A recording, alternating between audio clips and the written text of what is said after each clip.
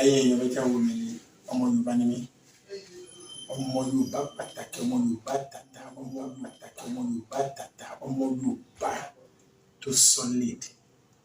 mo fẹ́ àsìkò sọ pé ẹ máa wo Yorùbá Gidi TV.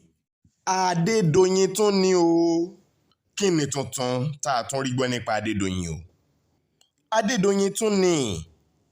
Adédoyin mà tún ní ẹ wí pé kí ni? Ẹ̀rù ejò àkekèé kìnìún tàbí ẹranko búburú kan ò bà wá mọ́ nílẹ̀ yìí. Ó bani lọ́kàn jẹ́ pé àwọn èèyàn ẹlẹ́ran ara bíi tiwa ló di kanranjẹ́gbọ́n tó máyé léwu gbé fún ni. Ẹranko búburú ò panijẹ mọ́. Èèyàn bíi tiwa ló kù tá à ń bẹ̀rù. Ó ti farahàn gbangba wàyí pé òbìrí láyé òbìrí sì nìgbà. Èyí tó mú kí nǹkan yí bìrí fún Timothy Adégòkè táwọn ẹni ìkáwó sùnsùn pa nípa ìkà. Timothy yí bìrí ó dẹni wọ́n wé láṣọ. Adégòkè yí bìrí nínú àgbàrá ẹ̀jẹ̀ ó dẹni wọ́n wé lókùn. Ọ̀rọ̀ yí bìrí ó dè yìí tí wọ́n ń ṣẹjọ́ lé lórí. Ó mà dùnni yeye o. Láti ilé ẹjọ́ gíga tí ń bẹ nílùú Àbújá, ọ̀rọ̀ di kòbíkòbí ìwé tí ẹjọ́ tẹ̀síwájú nílé ẹjọ́ gíga tí ń bẹ nílùú Òṣogbo olúùlú ìpínlẹ̀ Ọ̀ṣun.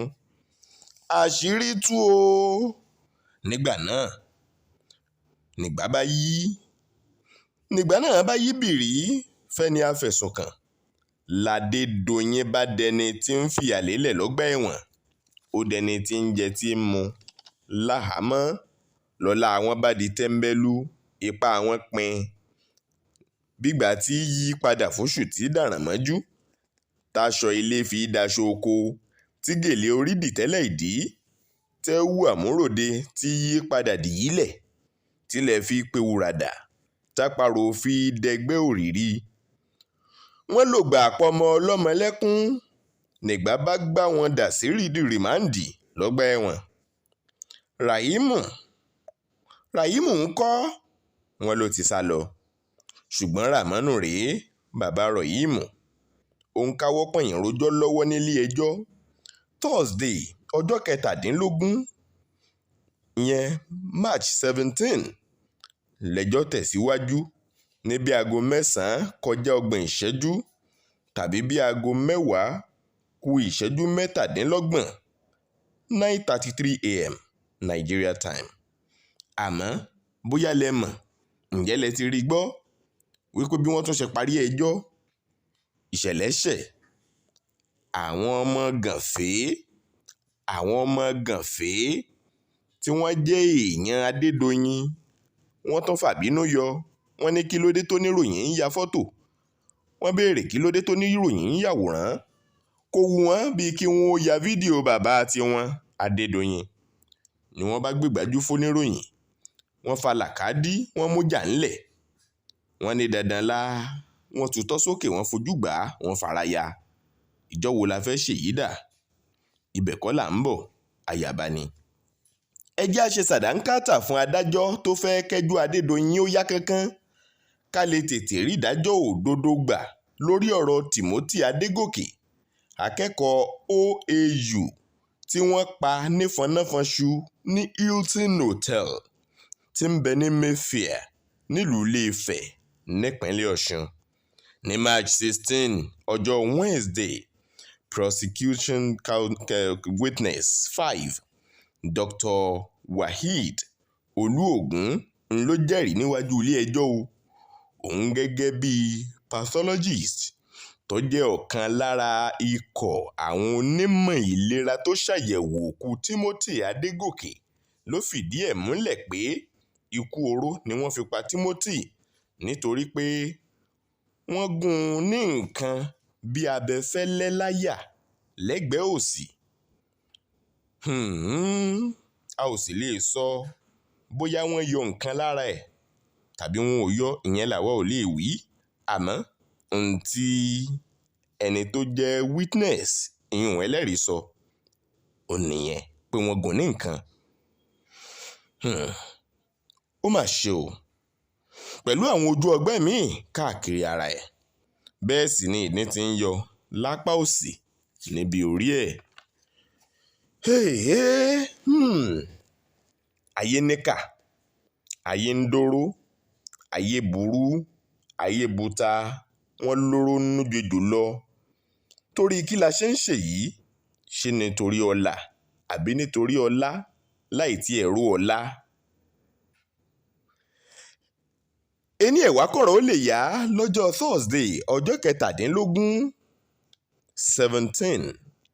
Àwọn ẹlẹ́rìí méjì kan ni wọ́n tún yọjú nílé ẹjọ́. Agbèfọ́ba prosecuting counsel òun ló tọ́ka àwọn méjì yìí fún ilé ẹjọ́.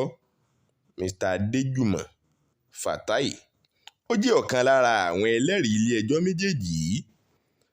Wọ́n sì fi ẹnu ara wọn sọ pé nítòótọ́ àwọn ni àwọn gbẹ́lẹ̀ bo Timothy Adégòkè, àwọn làwọn sìn. Wọ́n fi èyí yé ni pé DPO ọlọ́pàá ti àgọ́ ọlọ́pàá Mọ̀rẹ̀ nílùú Ilé-Ifẹ̀ ló pe àwọn láti wá sin olóògbé yìí gẹ́gẹ́ bí iṣẹ́ àwọn, táwọn jẹ́ elétò ìmọ́tótó ìlú táwọn èèyàn mọ̀ sí wọléwọlé. Ọ̀kan nínú àwọn ẹlẹ́rìí méjì náà tí wọ́n pe orúkọ rẹ̀ ní Adéjùmọ̀ Fatai ló jẹ́rìí ọ̀rọ̀ nílé ẹjọ́. Wọn ò wulẹ̀ jẹ́ kẹ́ni kejì ó sọ̀rọ̀ nítorí pé ọ̀rọ̀ kàùnkàùn náà ni wọ́n jọ fẹ́ sọ. Ni wọ́n bá ní ká mú ẹyọ kan ká mọ́ wulẹ̀ fàsìkò ṣòfò. Àwọn èèyàn wá ń pé ṣé ìlànà tó yẹ kí wọ́n ó tọ̀ ni wọ́n tọ̀ yìí bí láti fi sin láàrin ọ̀sẹ̀ méjì. Ó kéré tán ẹlẹ́rìí 6 ló ti ṣẹ̀rí ọ̀rọ̀ nílé ẹjọ́. Bíi 2-3 míì ló tún ń bọ̀ lọ́sẹ̀ tó ń bọ̀. Bó tiẹ̀ jẹ́ pé lọ́sẹ̀ tí a wà yìí kò sí ìgbẹ́jọ́ mọ́, ìgbẹ́jọ́ ò ní tẹ̀síwájú. Ṣùgbọ́n látọjọ́ Ajé ọ̀sẹ̀ tí ń bọ̀ lọ, ìgbẹ́jọ́ á túbọ̀ máa tẹ̀síwájú ni. Adájọ́ ti wí pé bẹ̀rẹ̀ látọjọ́ Ajé ọ̀sẹ̀ tó ń bọ̀ nígbẹ́jọ́ á tún tẹ̀síwájú. Ìdúró ò sí, ìbẹ̀rẹ̀ ò sí fẹ́ni tó gbódòmì. Àwọn agbẹjọ́rò tọ̀túntòsì wọ́n ti kìrì síṣẹ́. Gbogbo ẹ̀ ìdájọ́ òdodo láyé ń retí. Ó dáa, ẹ wá gbọ́ mi o. Níbo là ń lọ? Níbo là ń rè? Pẹ̀lú oríṣiríṣi àwọn ìṣẹ̀lẹ̀ tó ń ṣẹlẹ̀ lọ́tùn lósì. Níbo là ń lọ? Níbo là ń rè? Kò tí ì ju bí ọjọ́ 3 lọ báyìí tí ọwọ́ ba obìnrin kan nílùú Abẹ́òkúta. Ǹjẹ́ ta lóbìnrin yìí? Ńṣe ló ń ṣe bí wèrè. Aṣọ bíi 10 ọ̀tọ̀ọ̀tọ̀ tó jẹ́ àkísà ló wọ̀lé aṣọ tó mọ́ negín tó sì rẹwà tó wọ̀ sísàlẹ̀. Ó wọ jíǹsì, ṣòkòtò jíǹsì àti ránẹ̀kì kan sísàlẹ̀ tó mọ́ dáadáa tó sì gbayì. Ṣùgbọ́n àwọn àkísà lọ́lọ́kun òjọ̀kan ló wọ̀lé lórí ní agbègbè Elite nílùú Abẹ́òkúta ní ẹkùn ìjọba ìbílẹ̀ Gúúsù Abẹ́òkúta South. Ǹjẹ́ kí ló wá ṣe níhìn o arábìnrin? Ta ló rán ọ wá? Ó wá jímọ gbé, ó wá jíyàn gbé, ó wá hùwà ìkà, ó bá bú sẹ́kún. Ǹjẹ́ bẹ̀rẹ̀ sí bọ́ṣọ ẹ, ó bọ́ kẹ́ni, ó bọ́ kejì, ó bọ́ kẹta, ó bọ́ kẹrin títí 10. Bó ṣe wọ̀ sísàlẹ̀ ló wọ̀ sókè. Bẹ́ẹ̀ kẹ̀dẹ̀rẹ́ ó ní fóònù o. Bẹ́ẹ̀ sì rèé kì í ṣalágànná, àmọ́ ṣe ní ń díbọ́n bí aṣiwèrè nítorí iṣẹ́ ibi tó fẹ́ ṣe. Níbi tí ìṣẹ̀lẹ̀ ọ̀hún ti ṣẹlẹ̀, nígbà tí wọ́n bẹ̀rẹ̀ sí ṣèwádìí nípa ta lóbìnrin yìí, arẹ́ni tó tiẹ̀ sọ pé ẹni tí wọ́n yọ̀ǹda ń kóòtù lónìí rèé o, ẹni tí wọ́n yọ̀ǹda ń kóòtù lónìí rèé o nílé ẹjọ́. Ìwádìí ń tẹ̀síwájú lórí ẹ̀ láti mọ ta gan-an ni obìnrin yìí, níbo ló ti ń bọ̀, kí ló wá ṣe ní Elite, ta ló rán níṣẹ́. Ṣé ó lọ́dẹ orí díẹ̀díẹ̀ tẹ́lẹ̀ àbí ṣe ló ń díbọ́n? Àmọ́ ká mọ́ tanra wa o, bí wọ́n ti ń béèrè ìbéèrè lọ́wọ́ ẹ̀, ó wù ú láti díbọ́n, ṣùgbọ́n pàpà sí yet ó ń sọ̀rọ̀ bí ẹni tó rí ẹ̀ pé. Wọ́n á bi léèrè pé ǹjẹ́ ló lọ́dẹ orí àbí ara rẹ̀ yá gágá? Nígbà tí yóò fèsì ọ̀rọ̀ ó ní I am alright, I am normal, tó túmọ̀ sí pé orí ẹ̀ pé ó ń díbọ́n ni. Ìwádìí ń tẹ̀síwájú bó bá ti rí lórí obìnrin tó díbọ́n bí aṣiwèrè tó káṣọ ìdọ̀tí kọ́ra tó dúró síbi ẹ̀gbin, ibi ó bá já sí àbùn yín gbọ́. Ìrántí ti Bámiṣé náà nà ó tí wọ́n jí gbé pẹ̀lú BRT. Wọ́n yọ ojú ara ẹ̀ lọ, wọ́n fá ojú ara ẹ̀ lọ. Ṣó yẹ kó rí bẹ́ẹ̀? Ṣó yẹ kó rí bẹ́ẹ̀? Ọwọ́ bá dẹ́rẹ́bà BRT wọ́n ń bi léèrè ọ̀rọ̀. ń pé àwọn agbébọn kan mọ̀ ni wọ́n dá òun dúró o. Wọ́n ní kó ń bọ́lẹ̀ nínú bọ́ọ̀sì tí wọ́n sì ń wọ́ Bámiṣé lọ. Òun ò lè sọ̀rọ̀, òun ò lè gbin torí òun ò níbọn lọ́wọ́, àwọn yẹn náà kò bá dání. Òun ò sì fẹ́ kú. Bí wọ́n ṣe gbé Bámiṣé lọ nìyẹn. Bó bá jẹ́ òótọ́ lèyí, kí ló dé tí wọ́n sá lọ? Kí ló dé tó tètè lọ lè rèé rìpọ́ọ̀tù ní police station? Kí ló dé tó tètè lọ sọ ní lágọ̀ọ́ ọlọ́pàá tó súnmọ́ pé ìṣẹ̀lẹ̀ báyìí ló ti ṣẹlẹ̀? Òpùrọ́ burúkú. Bá a sì rèé àti ráwọn èèyàn tó ń dìde pé dírẹ́bà yìí gangan ti gbìyànjú àti fipá bá wọn lò pọ̀. Èmi sọ pé dírẹ́bà yìí tiẹ̀ ti bóun lò pọ̀ rí. Àní kan ò sí ń bẹ̀. Láti jẹ́ pé ń ṣe ló tiẹ̀ kọ́kọ́ bá Bámiṣé lò pọ̀ kó tó di pé wọ́n yọ ojú ara ẹ̀ lọ. Ọmọ aráyé, kí ló dé tẹ́ ẹ ní kàánú bí èyí? Kí ló dé tí inú yín kún fún ẹ̀gún, oró àtohun aṣenilọ́ṣẹ́ gbogbo? Ó mà ṣe o, Èdùmàrè ni kó máa ṣọ́ wa. Ìgbẹ́jọ́ ń tẹ̀síwájú lọ́jọ́ Ajé Monday ọ̀sẹ̀ tó ń bọ̀. Òní ni ọjọ́ 18 oṣù kẹta ọdún 2022. Kí ni ń kàn mí lójú? Ọlákúnlé Fásùgbà ló kọ mi o. Mo rọ̀ yín, bí wo ìbáyìí tí subscribe sí ìkànnì yìí Yorùbá Gidi TV, gbìyànjú kó o ṣe bẹ́ẹ̀ ní kánkán. Subscribe sí Yorùbá Gidi TV. Like àwọn fídíò wa, drop comment ẹ̀ síbẹ̀, yóò dára fún ọ. Ẹ ṣé púpọ̀.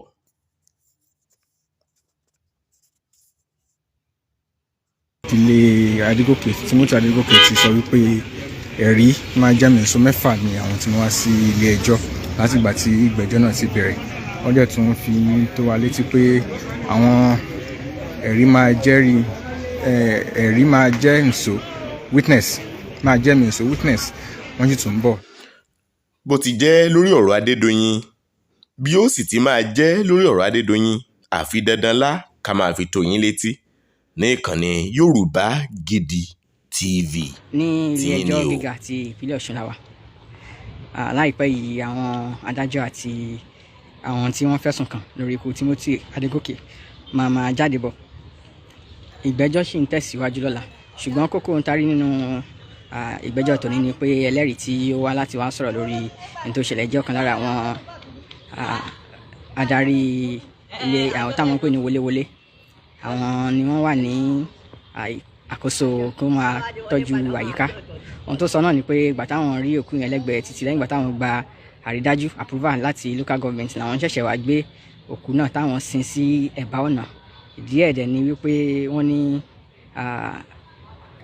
ara òkú tí àwọn rí lẹ́gbẹ̀ẹ́ títí ó ti ń jẹrà kò dá, táwọn bá gbé lọ́jọ́ káwọn sin sí ẹ̀gbẹ́ títí. Àwọn eléyà àtàwọn kan míì ni wọ́n sọ lónìí ní ilé ẹjọ́.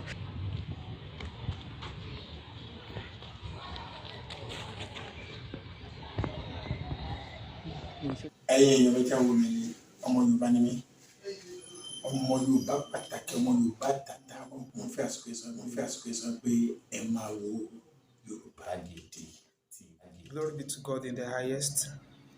Ẹ káàsán sá, ẹ káàsán mà, níbi gbogbo tẹ́ tí ń wò mí. Ẹ káàárọ̀ sá, ẹ káàárọ̀ mà, níbi gbogbo tẹ́ tí ń wò mí. Ẹ káalẹ́ sá, ẹ káalẹ́ mà, níbi gbogbo tẹ́ tí ń wò mí lákòókò yìí. Orúkọ mi ni Senior Prophet Ilésànmí Akínọlá, Ambassador of Favour, Bàbá Àjàrà mímọ́. Mo ń fi àkókò yìí sọ fún wa nípa àkànṣe àdúrà tó máa wáyé ní on the 18th of this month ní ìlú Badagry ní Suntan Beach. 24 hours with God. Àkórí ìrìn àjò náà ni I'll bring you out from your affliction. Èmi ò mú ọ jáde kúrò nínú ìpọ́njú.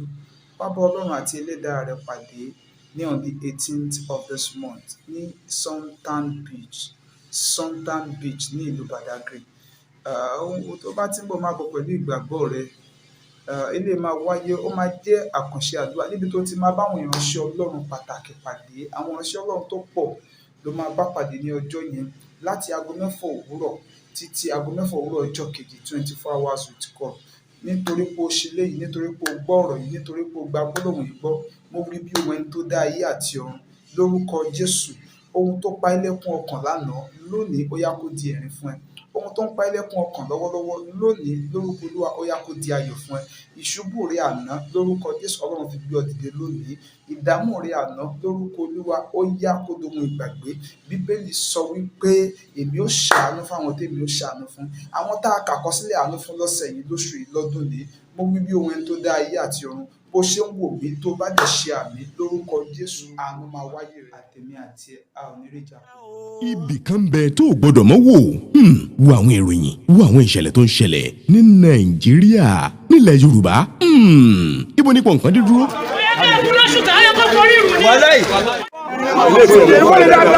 farabalẹ̀ máa wò ó Yorùbá Gidi TV ìkànnì rẹ ni o ó yá subscribe like ẹ ju kọ́mẹ̀ntì ẹ síbẹ̀ máa wò ń ṣó. kíkúrú ibi tó bá dá lèmi rè ibi tó bá dá lèmi ọ máa lọ ibi tó bá dá lèmi rè ibi tó bá dá lèmi. mò ń fa àkókò ìsọfún àpò ẹ jẹ́ ká jọ máa wo Yorùbá Gidi Yorùbá TV Yorùbá Gidi ibi tá a lè wò tá a lè máa ṣà tá a lè gbọ́ nípa bó ṣe ń lọ nìyẹn. ẹ ṣé o. sọ Fáṣùgbà mi dé. lọ́tẹ̀ yìí o èmi gángan máa gbọ́. Fáṣùgbà mi dé. ọ̀rọ̀ rẹ ló wù wá ká máa gbọ́ o. Fáṣùgbà mi dé. ìyàwó Ọlákúnlé mi Fáṣùgbà. Fáṣùgbà mi dé.